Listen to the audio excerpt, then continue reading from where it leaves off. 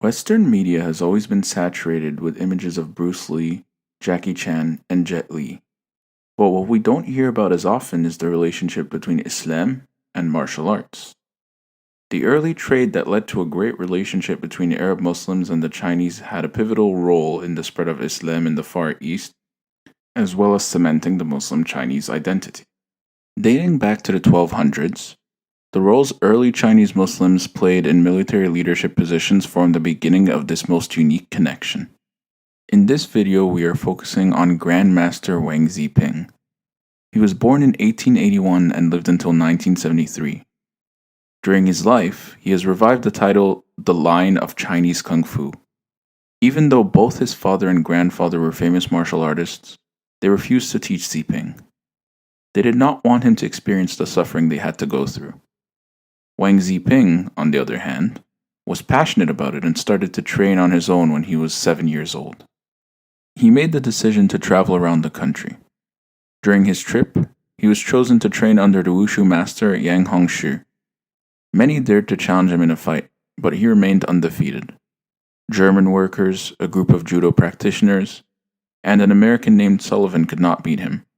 After the 1949 revolution, he was respected as a hero and was appointed as deputy to Shanghai's Congress, vice president of the National Wushu Association, and as a member of the All China Sports Federation. Islam in China is well documented with the Hui people, acting as the largest Muslim minority within the country. From approximately 19 years after the death of Prophet Muhammad ﷺ, a relationship between China and Arabia was already in place. It was the third Khalifa, Osman, who initiated the first conscious efforts to spread Islam in the region, with subsequent trade missions also contributing to the spread of Islam. The Hui Muslims came from this lineage, a unification of Arabia and China, to form this unique position of authentic Chinese culture infused with the Islamic tradition, the likes of which can still be seen to this day in various parts of the country, though mostly concentrated in the northwestern parts of China. The practice of martial arts still takes place in various mosques around the country, with Islamic sciences being taught at the same time. Not only did martial arts combine with practical aspects of defense for long seafaring trade missions, but it also was a spiritual tool of many Muslim masters. The need for self-control and restraint is reflected in both martial arts and traditional Islamic teachings. The concept of Islamic self-control was used by martial arts masters in the physical realm as well, with practitioners putting emphasis on both spiritual and physical aspects of training.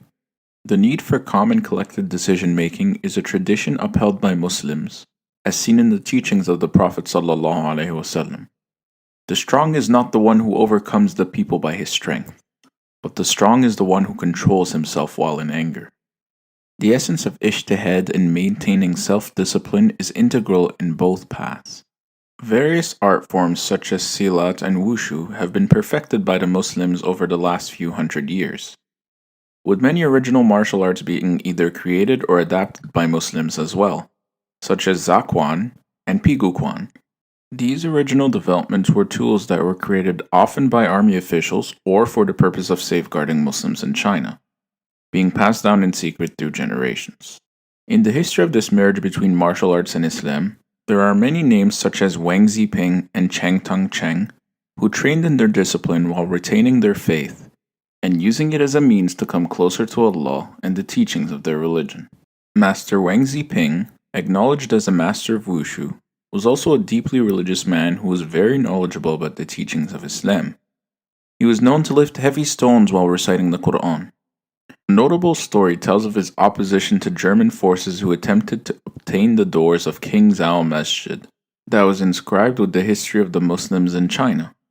Master Wang was not one to let a priceless part of Muslim identity be taken away, and so he challenged the soldiers to a weightlifting competition which he ended up winning. A master of various other disciplines, Wang Ziping was an inspiration to Muslims and non-Muslims alike. His mastery of a variety of martial arts allowed him to defeat many foreign opponents, leading to a great following of students, thus also spreading Islam amongst Chinese people. In reality, martial arts and the Islamic tradition share a unique bond in history that, within them, both contain means to achieve a greater purpose. Acting as reflections of each other, the history of Islam in China led to the expansion of the religion to the far eastern corners of the world. And the practical nature of martial arts helped defend this tradition in a way that kept the uniqueness of Chinese culture with the absoluteness of the religion of Islam.